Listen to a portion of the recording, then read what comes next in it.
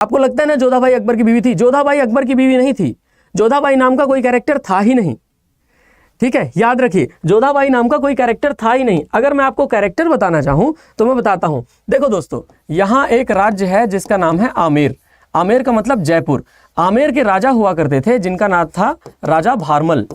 भारमल की पुत्री हुआ करती थी जिसका नाम था हरखाबाई, और हरखाबाई की शादी हुई थी अकबर के साथ। इसका नाम जोधाबाई है ही नहीं, ये हरखाबाई है जिसकी शादी हो रखी है अकबर के साथ।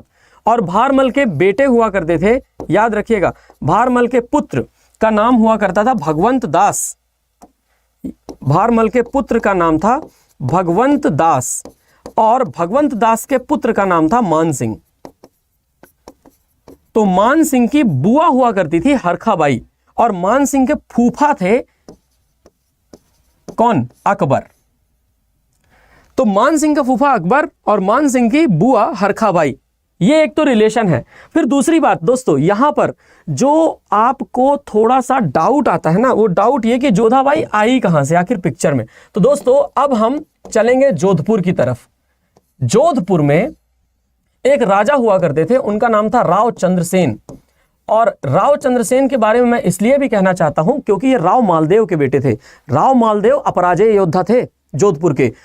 राठौड़ वंश का अगर कोई सर्वाधिक शक्तिशाली शासक हुआ है जोधपुर में तो राव मालदेव ही हुआ करते थे। राव मालदेव निश्चित ही एक योग्य पिता का योग्य पुत्र राव चंद्रसेन हुआ करते थे। इन्होंने लगातार अकबर के खिलाफ, जैसे महाराणा प्रताप ने लड़ाई जारी रखी थी, वैसे ही राव चंद्रसेन ने भी लड़ाई जारी रखी थी। अरे राव चंद्रसेन को तो मारवाड़ का प्रताप कहते हैं।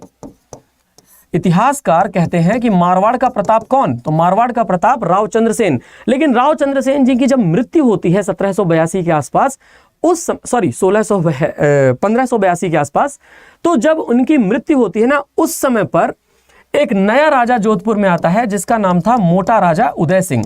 अब इसे मोटा राजा उदय सिंह इसलिए कहते थे क्योंकि बहुत मोटा था ये।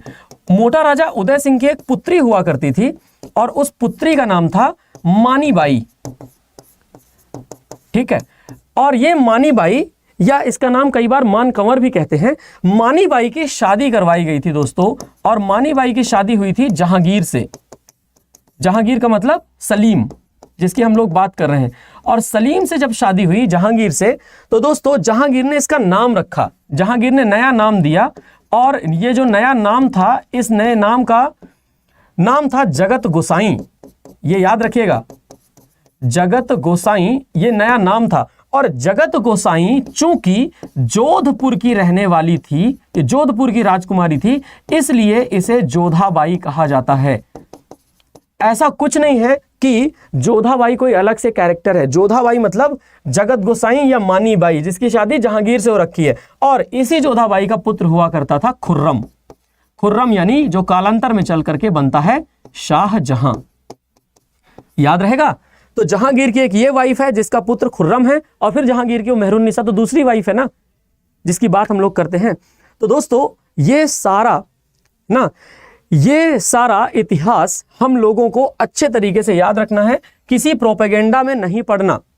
मोटा राजा उदय सिंह को जोधपुर का राजा अकबर ने ही बनवाया था, और इसी संधि के तहत पुत्री की शादी मानीबाई की जहांगीर सलीम के साथ की गई थी। ठीक है, क्लियर हो गया आपको इतिहास। अब आज के बाद कंफ्यूजन तो कभी नहीं होगा, ठीक है ना। अब आपके वो जो कंफ्यूजन कभी नहीं होगा ना। हाँ, श्याम मोहन कह रहे हैं सर मालदेव को राणा प्रताप ने हरा दिया था एक बार। तो सीरियल देखा होगा आपने, सीरियल में हुआ होगा ऐसा। चलो अब देखो दोस्तों, है ना दोस्तों, जोधाबाई का ओरिजिनल नाम था मानीबाई, और मानीबाई का नया नाम जहांगीर ने दे रखा था जगत गोसाई। और जगत गोसाई को जोधाबाई इसलिए कहते हैं क्योंकि वो जोधपुर की राजकुमारी हुआ करती थी।